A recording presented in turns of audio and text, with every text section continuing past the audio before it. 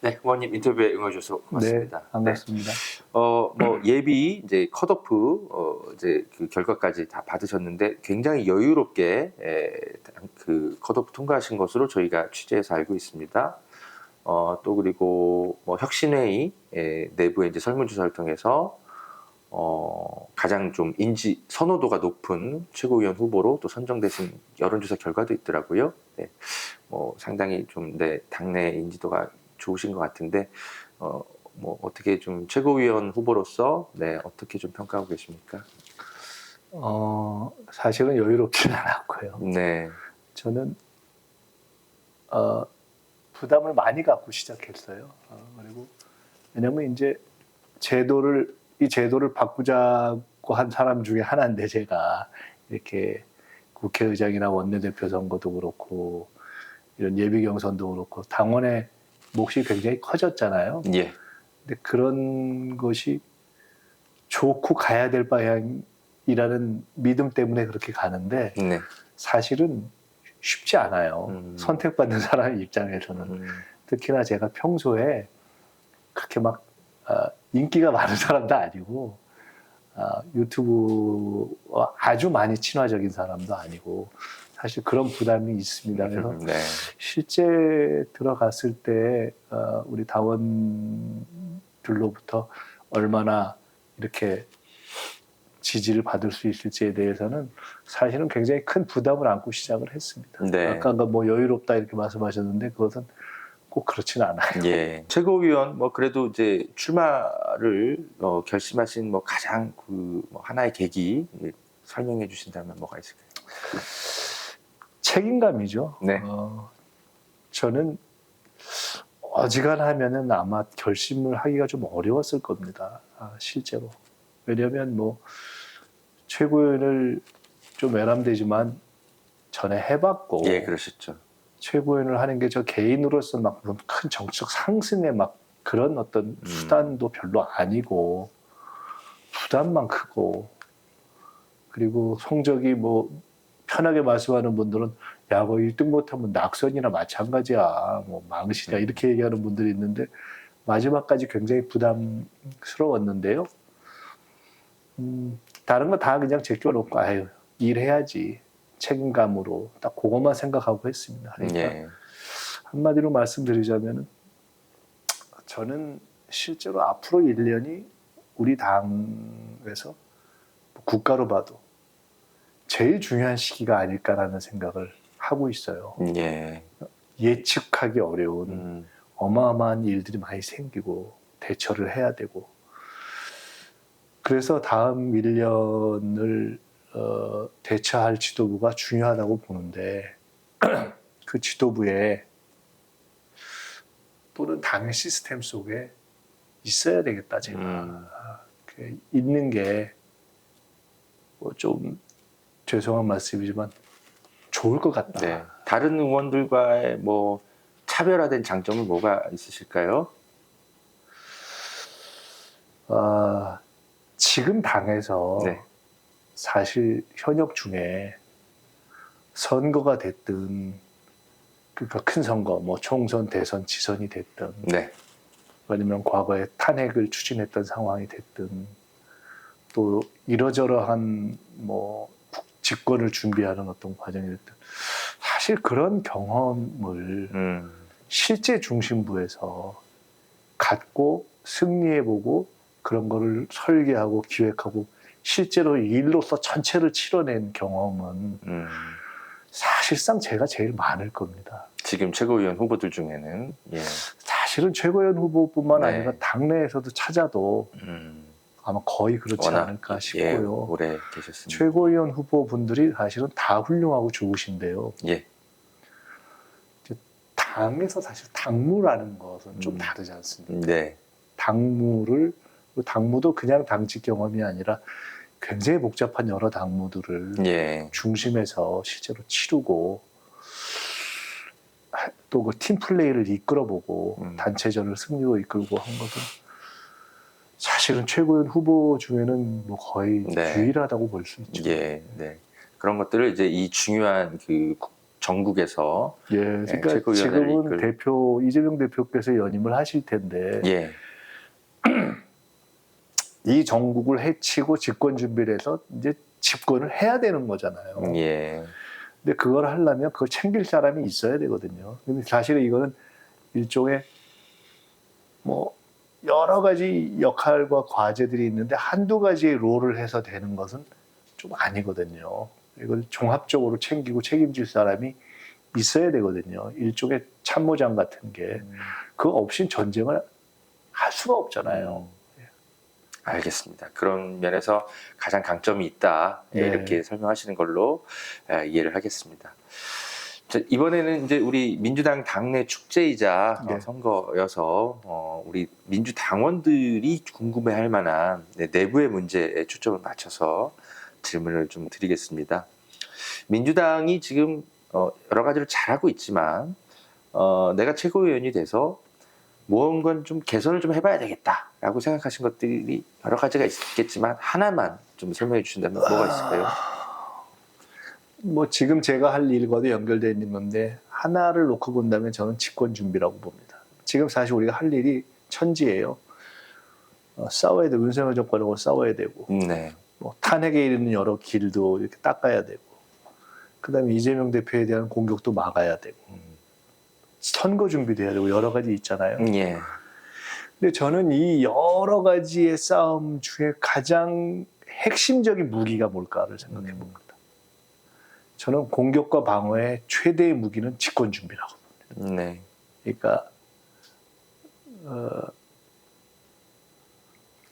국민들이 볼 때 민주당이 집권 준비로 가고 있네. 그다음에 상황이 어떻게 돼도 결국 대세는 이재명이야. 대세는 민주당이야.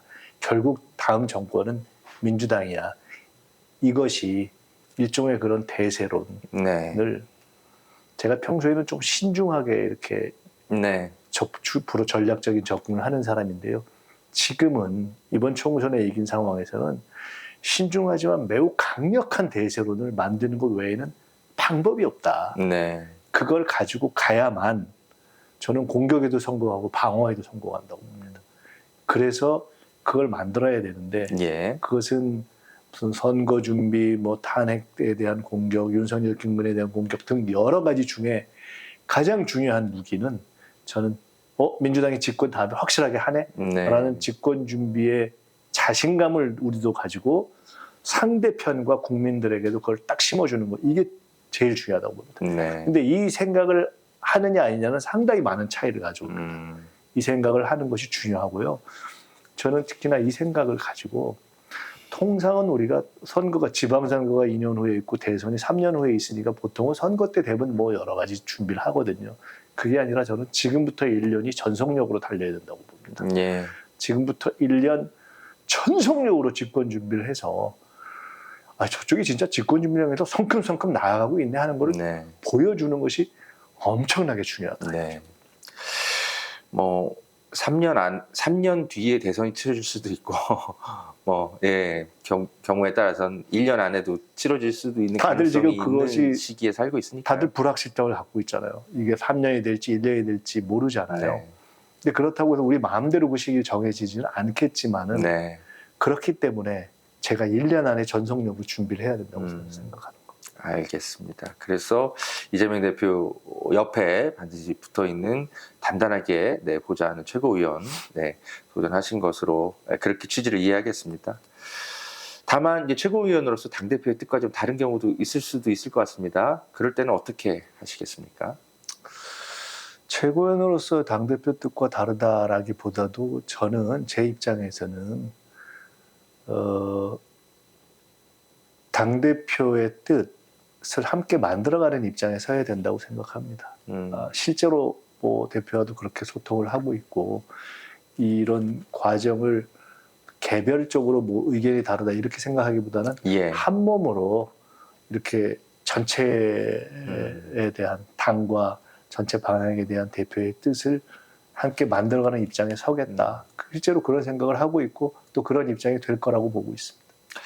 저희가 이런 질문을 왜 드리냐면 지난 최고위원회에서 이제 특히 선거를 앞두고 당 대표의 뜻과 좀 다른 것들이 최고위원들이 이제 언론을 통해서 문제 제기를 하거나 또는 최고위원 뭐 사퇴 뭔가 좀 이렇게 압박을 하거나 이런 식으로 해서 당 대표를 압박하는 모습들이 자주 노출이 됐었거든요. 그래서 당의 어떤 뭐 활발한 토론은 좋지만 중요한 선거를 앞두고 지도부가 분열되는 모습들을 저희 당원들이 저는 이제 보면 당인으로서 쭉 활동을 쭉 해왔는데요. 네. 오랫동안 당인이라면은 또 당의 지도부는 사실은 이런저런 토론은 하더라도 그것을 표출하는 것은 공개적일 때는 이렇게 서로 다른 모습을 압박 형식으로 내보이는 것은 기본 자세가 안 맞다고 저는 생각합니다. 더구나 제 입장에서는 말씀드렸듯이 최고위원회 지금 출발의 이유도 그렇고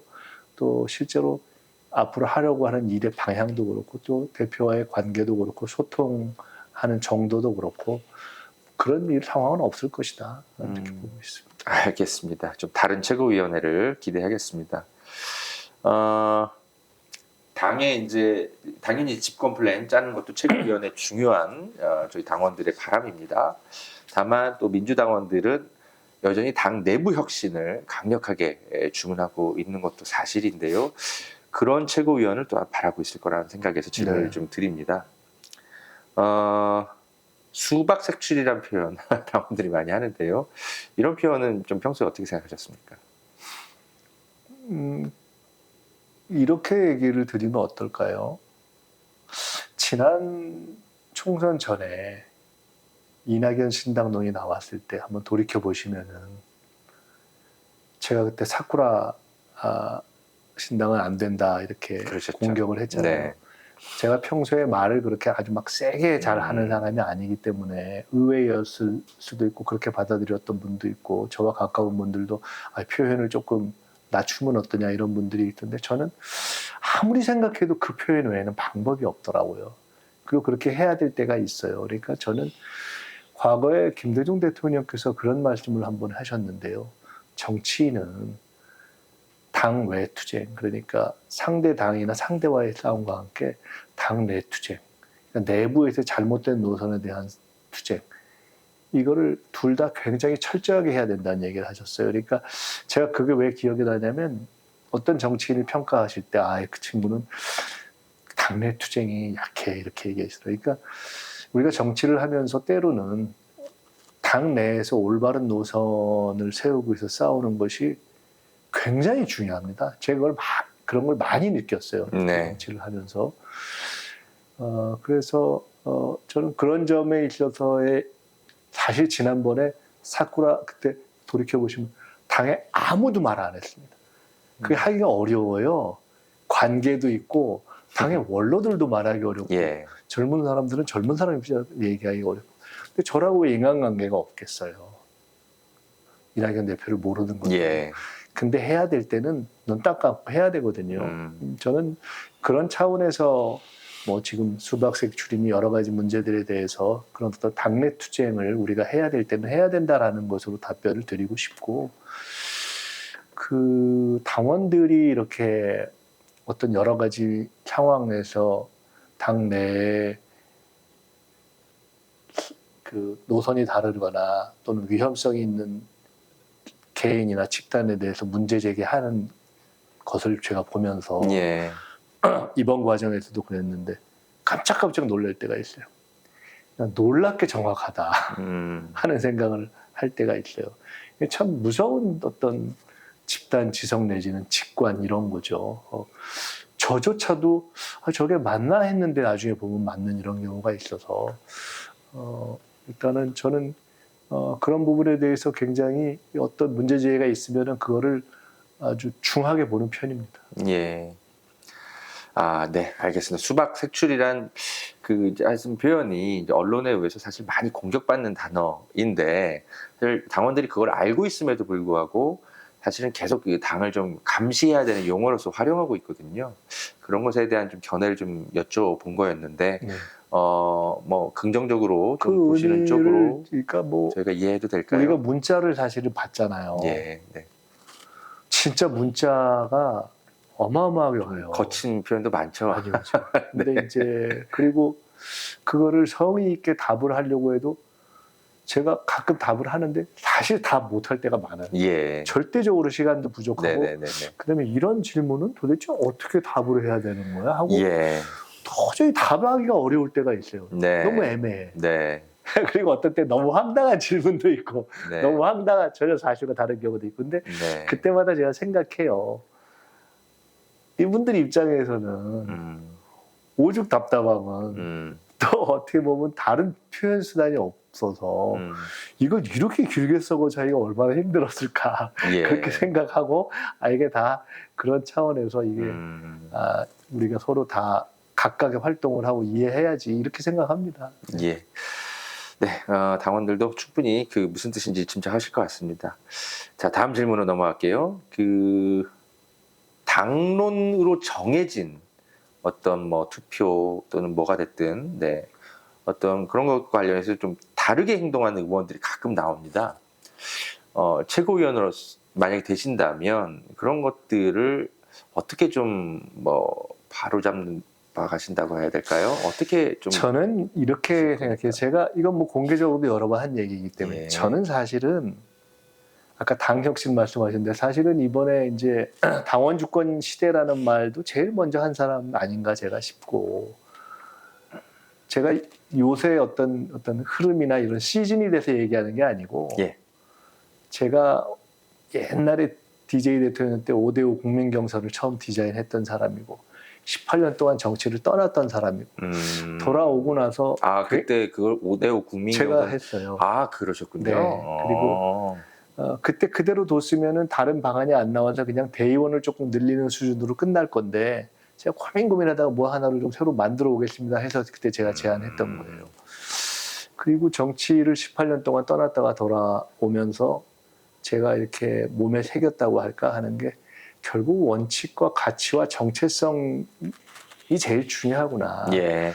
뭐 정치에서 전략 하는데 전략이라는 게 사실 별게 없구나. 전 이렇게 좀 몸에 새긴 사람이고 그리고 제가 지난 몇 해 동안 어디 이런저런 기회가 있을 때 나는 사실 진심 당원 주권론자다 이런 얘기를 많이 했어요. 그러니까 사실 그런 것이 있기 때문에 사실 좀 이번에 예를 들어 당원 어떤 투표 비중을 높인다든가 이런 제안도 할 수 있었던 건데요. 또 하나 보면 저는 사실 가급적 많이 근데 이게 그냥 권한을 높이는 것뿐만 아니라 한편으로는 교육이라든가 이걸 높여주고 네. 또 한편으로는 경선을 지금 경선은 무늬만 경선인 경우가 많아요. 전 이거 몇 해 전부터 이러면 안 된다 그랬어요. 그러니까 예를 들어 지역위원회 지금은 유튜브 토론하면 다 할 수 있기 때문에 지역위원회 국회의원 경선도 다 하는데 예. 그냥 숫자만 갖다가 이렇게 하는 사실상 숫자 싸움이 아니라 토론을 붙여야 돼요. 토론을 여러 번 시켜줘야 돼. 전 이렇게 해서 가는 것이 종합적으로 이렇게 당이 개혁되고 혁신되고 당원 주권으로 가는 거라고 보는데 그 중에 하나가 공개예요. 저는 사실 어지간하면 의총 같은 거 대부분 공개해도 좋다고 보는 사람이에요. 그러니까 정치라는 게 결국 자기 생각을 이야기하고 평가받는 거잖아요. 당원들이나 국민들한테. 근데 굳이 이야기 못할 게 별로 없다고 저는 봐요. 그래서 사실은 지난번에 체포동의안 그때도 가결 제가 굉장히 뭐라 그랬는데 찬반이 문제가 아니라 생각이 다르면 까놓고 얘기했어야 돼요. 저는 그게 맞다고 봅니다. 그때 제가 처음에 깜짝 놀란 게 1차 때 전혀 반대하는 토론이나 그런 게 없었는데 없었다가 까보니까 저희 장막 속에 침묵 투표를 해서 반대가 나오고 저는 굉장히 비겁한 거라고 봐요. 정치는 저는 그러면 안 된다고 봐요. 그러니까 그냥 내 생각이 다를 수 있죠. 다르면 얘기하고 비판받고 정치가 어떻게 맨날 다수만 하겠어요. 다수파일 수도 있고 소수파일 수도 있고. 그래서 그런 점에서 저는 생각이 다르면 사전에 치열하게 얘기하는 것이 좋다. 그러니까 좀 전에 첫 질문이 당론과 다른 행동을 하면 어떻게 할 거냐. 그건 사후적인 얘기고요.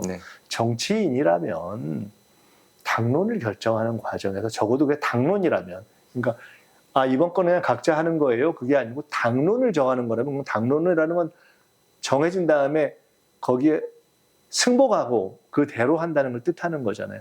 생각이 다르면 사전에 얘기해야 돼요. 저는 그렇지 않은 건 굉장히 옳지 않다고 생각합니다. 알겠습니다. 최고위원이 되신다면 그런 당의 좀 풍토를 좀 바꾸실 것으로 기대를 좀 해봐도 될 것 같네요. 알겠습니다. 그럼에도 불구하고 뭐 당론과 다른 또 선택을 하는 의원들이 계속 나올 수는 있는데 뭔가 이렇게 그건 이제 지도부에서 그때 그 경우와 정도에 따라서 네네. 그에 맞는 그 비판의 사항이 있을 수도 있고 그에 대해 맞는 뭐 시정이 있을 수도 있고 네. 제재가 있을 수도 있고 그런 거죠. 네. 근데 정말 중요한 건 저는 그냥 이거는 어떤 규제의 문제가 아니라 정치가 뭔가를 생각해 봐야 되는데 그냥 생각을 얘기하는 게 좋다고 네. 저는 봐요. 토론은 치열하게 하되 당론으로 정해지면 결과에 승복해서 알겠습니다. 그런 취지로 당을 운영하시겠다 이렇게 이해하겠습니다.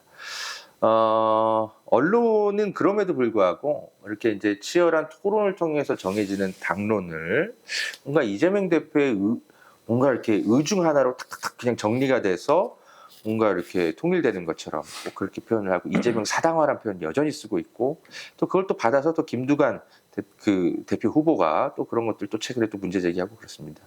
그래서 드리는 질문입니다. 이재명 사당화라는 표현에 대해서는 어떻게 생각하십니까? 저는 그 별로 동의하지 않아요. 그러니까 이재명 대표에 대한 지지가 높은 문제하고 그거를 어떤 당을 사당화한다는 문제하고 전혀 다른 아주 악의적인 프레임이죠. 악의적으로 바꾸면 우리가 뭐 사당화라는 거는 당의 시스템이 있는데 그 시스템을 건너뛴다든가 아니면 그 시스템을 무시한다든가 뭐 이런 게 사당화잖아요.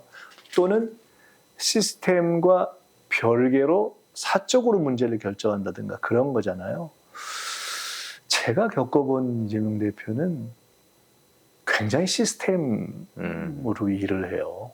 그러니까 오히려 좀 심하다 싶을 정도로. 그렇습니까? 네, 저는 그렇게 봅니다. 실제로 뭐 에피소드 하나만 좀 설명해 주시면 어떨까요? 아니 이런 거죠. 가끔 도대체 이 대표가 어떤 문제를 정할 때 그럼 이거를 누구랑 토론해서 정하지? 이걸 어떻게 그러면 이 문제 어떤 문제가 발생했을 때 예를 들어 체포동의안 문제가 발생했을 때 이걸 누구랑 이걸 해서 조금 정리를 해가야 되지 이렇게 하는데 보면 사실 당의 당직 체계의 시스템 외에 다른 사적인 시스템으로 논의 구조를 가지고 그거를 운영하고 그거에 의존하고 잘 그렇게 안 해요. 이번에 당원 당규 개정 과정도 좀 그렇게 다 사실은 당의 당직 체계 속에 자기가 같이 일하고 싶은 사람들이 들어가고 그 시스템으로 토론을 하는 거예요. 네. 그리고 그 토론을 굉장히 많이 하죠. 많이 하는 스타일이에요. 그러니까 토론을 많이 하는 스타일이고. 그래서 저는 그런 점이 굉장히 이 대표의 장점이다 이렇게 보거든요. 제가 이제 과거에 보면은 우리 당의 지도자들이 그랬어요. 그 DJ도 그렇고 대통령도 이렇게 토론을 많이 했어요. 그러면 이재명 사당화라는 표현은 거의 모함에 가깝다 이렇게 좀 보시겠네요. 저는 그렇게 봅니다. 알겠습니다. 사실 더 듣고 싶지만 바쁘시니 다음 질문으로 넘어가겠습니다. 문재인 정부에 대한 이야기를 저희는 꼭 드릴 수밖에 없습니다. 왜냐하면 이제 당 선거를 앞두고 있고 특히 최고위원 후보들의 솔직한 생각을 당원들은 원하고 있습니다.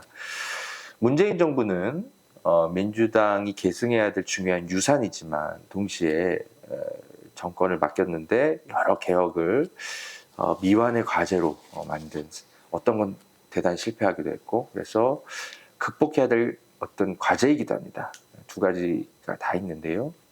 문재인 정부 검찰 개혁 실패 과정의 원인과 책임 어디에 있다고 또는 누구에게 있다고 말씀해 줄 수 있는 부분 최대한 말씀해 주시면 감사하겠습니다. 사실 이제 저는 그때 그쪽 파트에 깊숙이 관여했던 사람은 아니긴 한데 이렇게 쭉 사후의 전체를 종합적으로 보면 어쨌든 검찰 개혁을 하겠다고 총장 자리를 일종의 이렇게 윤석열 그 당시 총장이 사기를 친 거잖아요, 사실은. 제일 나쁜 거죠, 사실. 첫째 제일 나쁜 네. 거죠. 두 번째로는 우리의 그때의 검찰개혁 구상 또는 그 구상을 짰던 팀들이 조금 쉽게 봤던 거 아닌가 하는 생각이 들어요. 저는 그 후에 가끔 그런 생각을 하는데 사실 그 시점으로 돌아가면은 우리도 검찰개혁 집회도 많이 나가고 막 했는데 공수처만 되면 거의 천국이 된다는 식으로 우리가 생각했던 면이 좀 있잖아요. 그러니까 공수처가 되면 다 해결될 수 있다라고 좀 그랬던 것 같아요. 그래서 저는 그게 좀 나이브했던 거 아닌가 하는 생각을 많이 해요. 세 번째로는 문재인 대통령의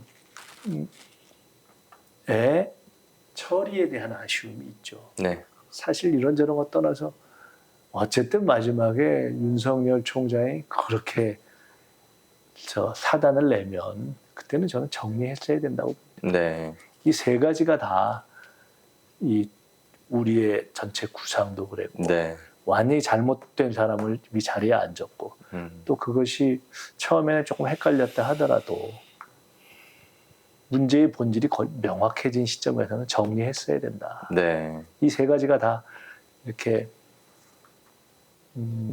다 이렇게 결과를 잘 못 내는데 작동한 거 아닌가 네. 그렇게 생각합니다. 문재인 대통령의 책임이 가장 크다고 볼 수 있겠죠. 그러니까 사기를 치는 사람도 당연히 나쁘고, 다만 그 사기에 절대 당하지 않으면서 국정을 운영해라라는 게 이제 국민의 명령이었는데, 그래서 그래서 둘 다의 명확해졌을 책임이 때는 사실은 네. 정리가 됐었어야 된다고 네. 봅니다. 알겠습니다. 뭐 이 질문은 추가로 드리는 질문 답변 안 하셔도 되는데 일단 들어보십시오. 하지만 문재인 정부의 그런 이제 어떤 그런 잘못한 것에 대해서 다들 말은 하는데 이 정도까지는 다들 말은 하지만 그 과정에 대해서 이 결과적으로 실패한 것에 대해서 누구 하나 책임지는 문재인 정부 인사가 없습니다. 그거에 대해서는 어떻게 혹시 평가하십니까? 이건 질문에 답변을 하셔도 되고 안 하셔도 됩니다. 어떻게? 그건 이제 이렇게 봐야 되는 거 아닐까요? 우리 지금 제가 말씀드린 걸 포함한 문제의식을 우리 대부분이 저는 가지고 있다고 봐요. 근데 동시에 네. 우리는 이제 노무현 대통령의 경험을 거치면서 네. 사실은 그 최대한도로 우리의 자산, 우리의 경험, 우리의 연속성을 우리가 지키고 보호하면서 가야 된다라는 네. 생각들을 또 그만큼 그 어떤 잘못된 부분에 대한 비판과 어떤 반성을 해야 된다는 것만큼이나 또는 더 크게 가지고 있다. 우리 모두가 우리 당원과 지지층을 포함해서 그런 것들이 일단은 그러니까 책임 문제와 별도로 우리 내부에 있는 거 아닌가 저는 이렇게 봅니다. 알겠습니다. 의원님에게만 해당되는 질문 꼭 하나를 꼭 드려야 될 게 있었어요. 많은 당원들이 사실 궁금해합니다. 답변이자 해명해 네, 주십시오. 교섭단체 구성 의석수를 줄여야 한다라는 취지로 발언을 하신 적이 있으셨던 것 같아요. 네네. 그것이 이제 조국혁신당을 배려한 발언 아니냐. 이게 민주당의 의원이 왜 이렇게까지 아무리 우당이어도 이런 네네. 것들을 챙기려고 앞서는 거냐. 조금 문제의식을 가진 당원들이 있는 것 같습니다. 그래서 김인석 의원님 인터뷰한다고 하니까 꼭 그건 아니고요. 네, 해명해 주시겠습니까? 제가 이제 총선 상황 실장일 때 예. 상황 전체를 보면서 정책에 대한 발표까지를 제가 같이 했습니다. 예. 근데 이제 그렇게 하다 보면은 정책 사이드에서 온 것들을 취합해서 급하게 그때그때 이야기해야 되는 상황에 여러 번 부딪혀요. 이제 그 해당 교섭단체 관련한 것이 나올 때가 국민의힘에서 정치개혁 관련한 공약을 그날 아침인가 뭐 등등 해서 바로 급하게 우리가 대응을 해야 될 날이었어요. 그래서 제가 급하게 정책 사이드에서 온 자료를 취합해서 사실은 앞에 주된 세 가지 정도를 먼저 하고 예. 뒤에 자료를 이렇게 펼치면서 몇 가지를 이렇게 이러이러하라는 것들도 논의사항으로 있다고 얘기했던 것 중에 사실은 교섭단체 문제에 대해서도 우리가 그런 완화를 논의해 볼 수 있다. 이렇게 딱 했는데 네. 그러니까 사실은 뭘 특별히 그때 사실 제가 미리 사전에 리뷰하거나 그런 경우가 별로 아니었어요. 근데 기자들이 막 질문을 하고 딱 지금 그렇게 한 것처럼 이게 혹시 조국 혁신당과의 관계라든가 이런 걸 구체적으로 생각해서 그런 거냐라고 아주 그 관심이 집중되더라고요.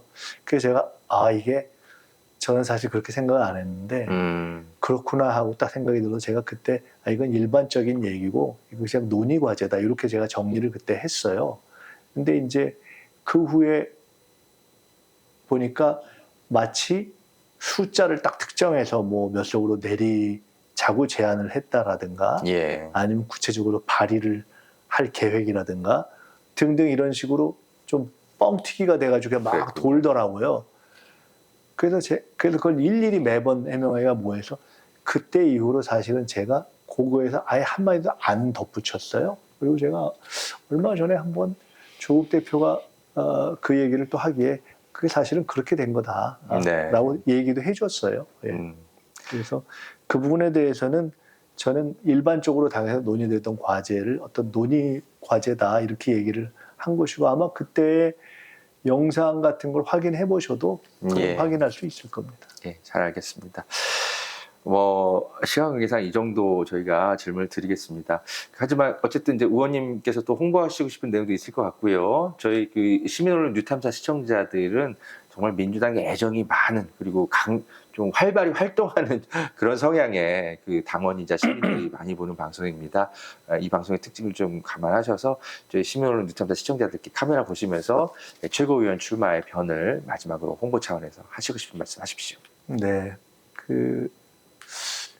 우리 당에 보면은 이해찬 대표께서 전 대표께서 하셨던 역할이 있죠.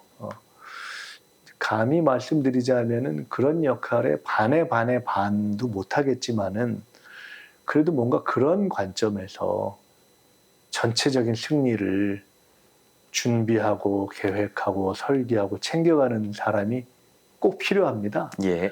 근데 지금 지도부, 지금 시기가 그런 역할을 할 사람이 반드시 대표 옆에 있어야 되고 그런 시기입니다. 근데 제가 많이 부족하지만은 현실적으로 당내 특히나 최고위원 후보 중에는 그런 역할을 할 사람이 없습니다.